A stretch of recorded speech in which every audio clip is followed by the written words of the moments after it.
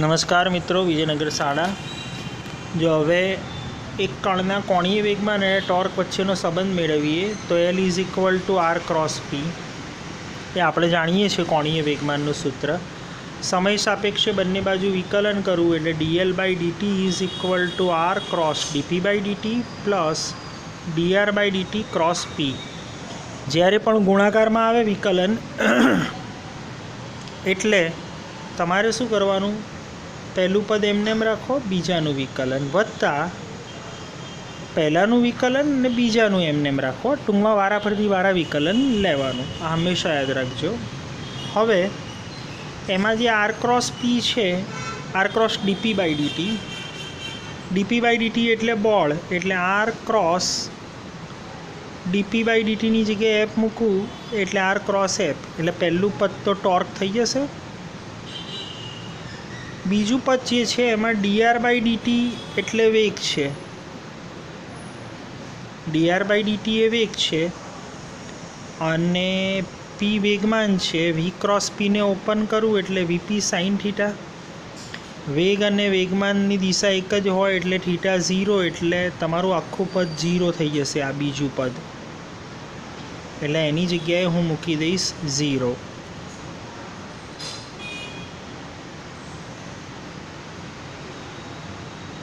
એટલે આપણને સૂત્ર મળશે dl by dt is equal to tau, જે ચાક ગતિ માટે ન્યૂટનની ગતિનો બીજો નિયમ છે કે ભાઈ કોણીય વેગમાનના ફેરફારનો સમય દર એ કણ પર લાગતા ટોર્ક જેટલો હોય છે. કોણીય વેગમાનના ફેરફારનો સમય દર કણ પર લાગતા ટોર્ક જેટલો હોય છે. dl by dt is equal to tau. Right, જે મળતો આવે છે F is equal to dp by ડીટીને, એ રેખીય ગતિ માટે બીજો નિયમ હતો. રેખીય વેગમાનના ફેરફારનો સમય દર બળ જેટલો હતો. સારું, હવે કણોના તંત્ર માટે આ સંબંધ મેળવીએ, એક કરતાં વધારે કણો માટે. આના પ્રશ્ન, આના વાત.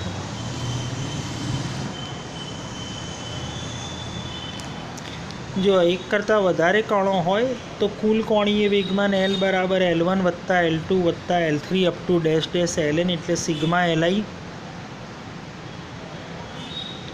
થશે ને. સિગ્મા Li એટલે કે સિગ્મા RI ક્રોસ PI લખી શકો તમે. હવે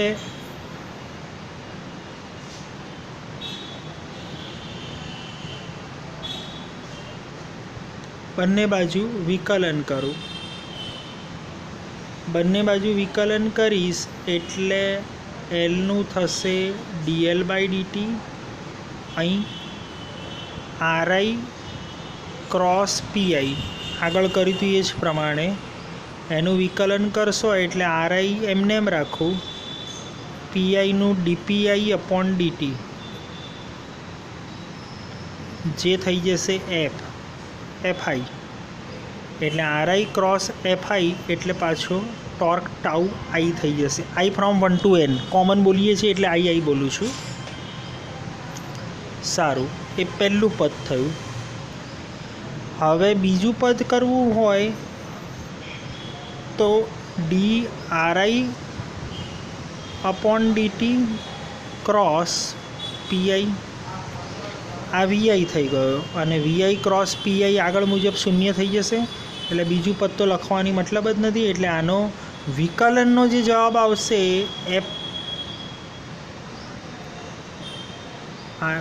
આનો વિકલનનો જવાબ ટાઉ આવી જશે, જે આપણે આગળ જોયું એમ. એટલે કણોના તંત્ર માટે આપણને એ જ નિયમ મળશે, dl by dt equal to કુલ ટોર્ક. આગળ હતું એના જેવું જ, પણ આ બધા કણો માટે, આખા તંત્ર માટે વાત થઈ. પછી ટોર્કના જે પ્રકાર છે, જેમ બળમાં આપણે બે બળ લેતા હતા, એફ એક્સટર્નલ અને એફ ઇન્ટરનલ, એવી રીતે ટોર્કમાં પણ બે પ્રકાર, એક્સટર્નલ ઇન્ટરનલ. એમાં ઇન્ટરનલનું પરિણામી બળ આંતરિક ટોર્કનો ફાળો શૂન્ય હશે, એટલે માત્ર ને માત્ર બાહ્ય ટોર્ક જ જવાબદાર હશે. એટલે હવે આને શબ્દમાં તમારે લખવું હોય તો આમ લખી શકો કે ભાઈ dl/dt is equal to tau, right. કોણીય વેગમાનના તંત્રના કુલ કોણીય વેગમાનના ફેરફારનો સમય દર તંત્ર પર લાગતા બાહ્ય ટોર્ક જેટલો હોય છે.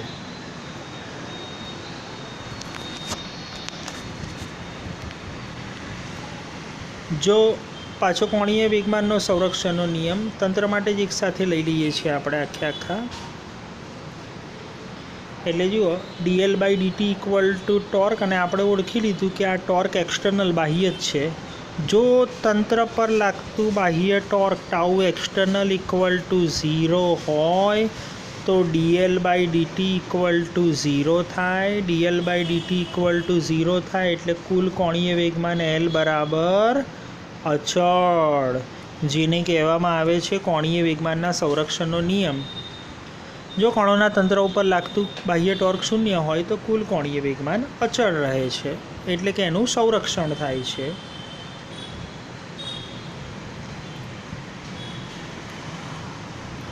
જેને આપણે કોણીય વેગમાનના સંરક્ષણનો નિયમ કહીશું, જે અગાઉ પણ તમે ચેપ્ટર નંબર 1ની અંદર એનો પરિચય જોયેલો. પછી જેમ આપણે 5મા પાઠમાં રેખીય સંતુલનની શરત જોઈ હતી કે પરિણામી બળ 0 થતું હોય, કુલ બળ 0 થતું હોય એટલે એનો એક્સ યામ વાય યામ બંને 0 થાય. fxi fyi ઇક્વલ ટુ 0 એટલે ડાબી બાજુનું બળ બરાબર જમણી બાજુનું બળ, ઉપરનું બળ બરાબર નીચેનું બળ. એ જ રીતે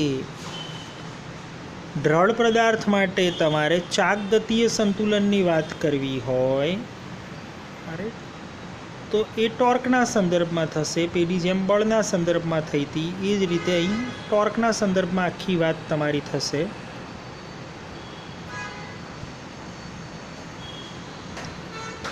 કે ભાઈ sigma tau xi, sigma tau yi અને સિગ્મા ટાઉ zi, ટૂંકમાં ટોર્કનો આખા તંત્રની વાત કરું છું એટલે આઈ બોલીએ છીએ. ટોર્કનો એક્સ દિશાનો ઘટક, વાય દિશાનો ઘટક, ઝેડ દિશાનો ઘટક 0 હોય, પરિણામી ટોર્ક 0 હોય ત્યારે, એટલે એને ચાકગતીય સંતુલન કહેવામાં આવે છે.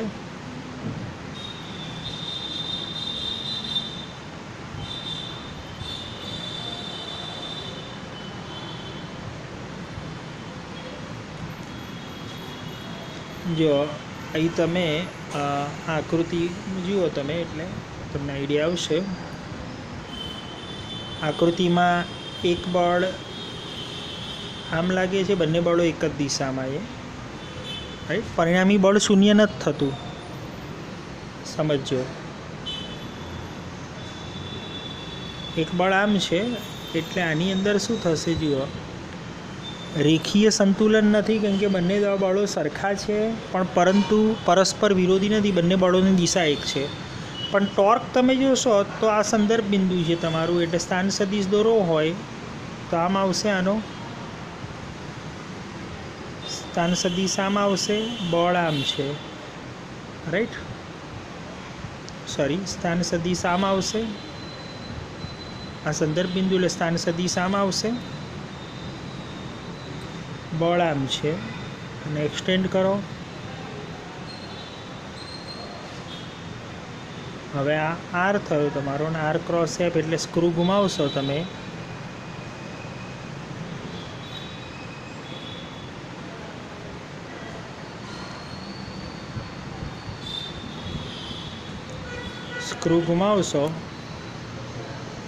આમ આર છે, આર ક્રોસ એફ એટલે સ્ક્રૂ આમ જશે.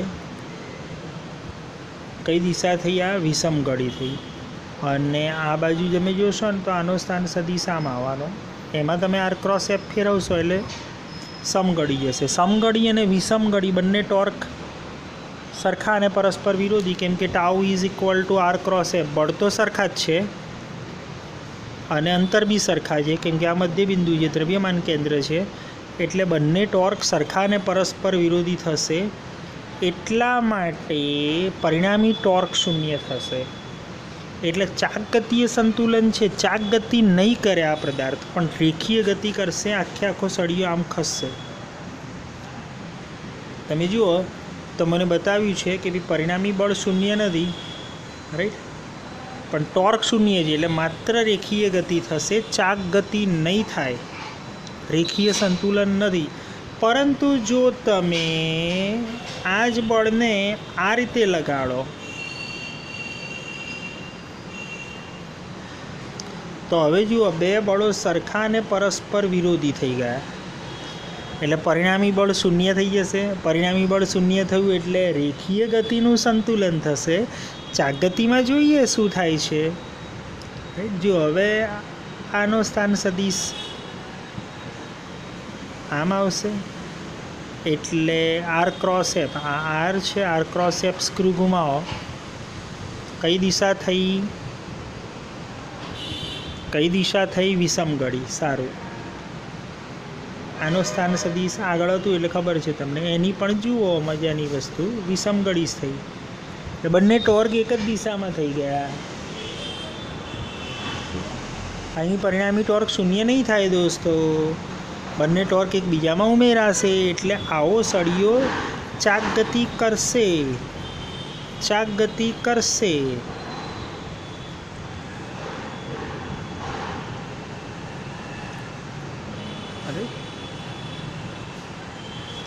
અને એવી બળોની જે જોડી હતી આગળ પ્રશ્નમાં બતાવ્યું એ પ્રમાણે, આ બે બળોની જોડી કોઈ ના શકે તોડી, એને કહેવાય બળયુગ્મ,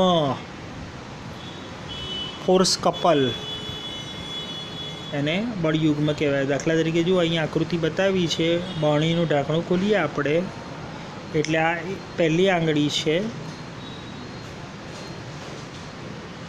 આ અંગૂઠો છે, બંને પરસ્પર વિરોધી બળ લગાડશે. જો આ તમે બરણી ફેરવશો એટલે તમે અંગૂઠાને આ બાજુ બળ લગાડશો, આંગળીનું બળ આ બાજુ લાગશે, ત્યારે બરણી ખુલશે. એટલે બળયુગ્મના ટોર્કથી ચાક ગતિ થઈ, ઢાંકણું ફર્યું એટલે ખુલ્યું.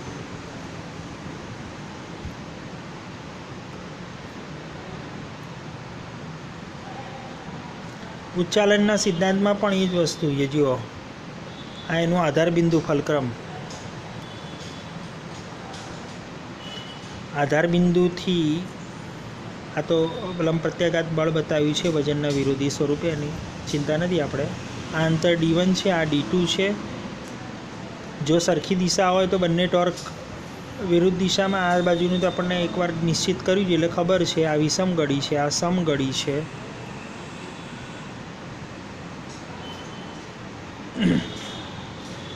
ઉપરનું બળ અને નીચેનું બળ રેખીય ગતિનું સંતુલન હોય તો શૂન્ય થવું જોઈએ.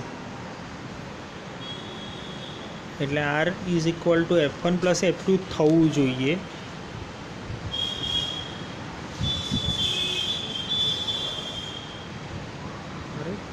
અને ટોર્ક લખવો હોય તો એકનો બળ ગુણ્યા લંબ અંતરથી તમે ટોર્ક લખી શકો. લંબ અંતર છે એકનું D1, બળ F1, એકનું લંબ અંતર એ દેખાય છે તમને D2, F2, આનું લંબ અંતર D1, F1, એટલે D1 F1 is equal to D2 F2. એટલે આ F1 upon F2 is equal to D2 by D1, જેને ઉચ્ચાલનનો સિદ્ધાંત કહીએ છીએ આપણે, mechanical advantage. F1 upon F2 is equal to D1 upon D2.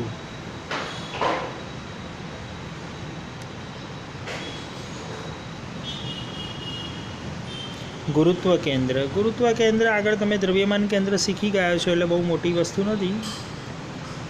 Basically દ્રવ્યમાન કેન્દ્ર એટલે એવું બિંદુ હતું કે જેની ઉપર પદાર્થનું સમગ્ર દ્રવ્યમાન કેન્દ્રિત થયેલું હોય. એટલે આપણે એમના સ્વરૂપમાં આખી વાત કરતા હતા. જ્યારે તમે આખી વાત વજનના સ્વરૂપમાં, વજનના સંદર્ભમાં કરો, mgના સંદર્ભમાં, ત્યારે ગુરુત્વ કેન્દ્ર શબ્દ વાપરવો જોઈએ, રાઈટ. ટૂંકમાં પદાર્થનું સમગ્ર વજન જ્યાં કેન્દ્રિત થયેલું હોય એ બિંદુને આપણે ગુરુત્વ કેન્દ્ર કહીએ છીએ. બંને વચ્ચેનો ભેદ બહુ લોંગ ક્વેશ્ચનની રીતે અગત્યનો નથી.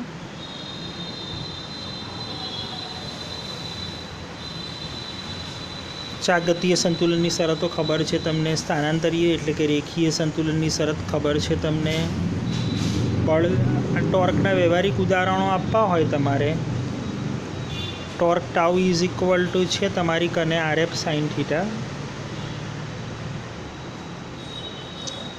ટોર્ક મેક્સિમમ ક્યારે થાય જ્યારે થીટા ઇઝ ઇક્વલ ટુ 90 હોય, સાઇન 90 ઇઝ ઇક્વલ ટુ 1 થાય એટલે torque tau is equal two RF એટલે કે R ચલે છે 1/f, જેમ બળ વધારે હશે તેમ અંતર ઓછું હશે, જેમ બળ વધારે હશે એમ અંતર ઓછું હશે.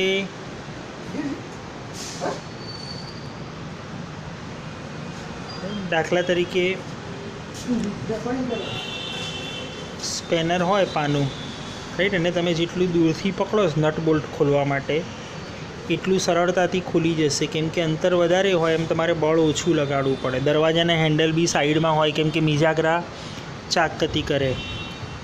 દરવાજો હોય આમ તો એના મિજાગરા અહીં હોય જે ચાકગતિ કરતા હોય, ને હેન્ડલ અહીં હોય, રાઈટ. હેન્ડલ કોઈ દિવસ એની નજીક ના હોય કેમ કે અંતર જેટલું વધારે હોય ને એટલું, કેમ કે અહીં ચાકગતિનો સિદ્ધાંત જ આવશે. ટોર્ક તો અચળ જ હોય, એની ઉપર લાગતું દરવાજાને ખોલવા માટે જે ટોર્ક જરૂરી છે એ તો એના જ રહેવાનું છે, સમજો તમે, એ તો અચળ જ છે, જે જોઈએ એ જોઈએ. એટલે જો તમે અંતર વધારે રાખશો ને તો તમારે બળ ઓછું લગાડવું પડશે. એટલે આ બધા એના વ્યવહારિક ઉપયોગો છે. વધુ આપણે આગળના વિડીયોમાં મળીશું. નમસ્તે.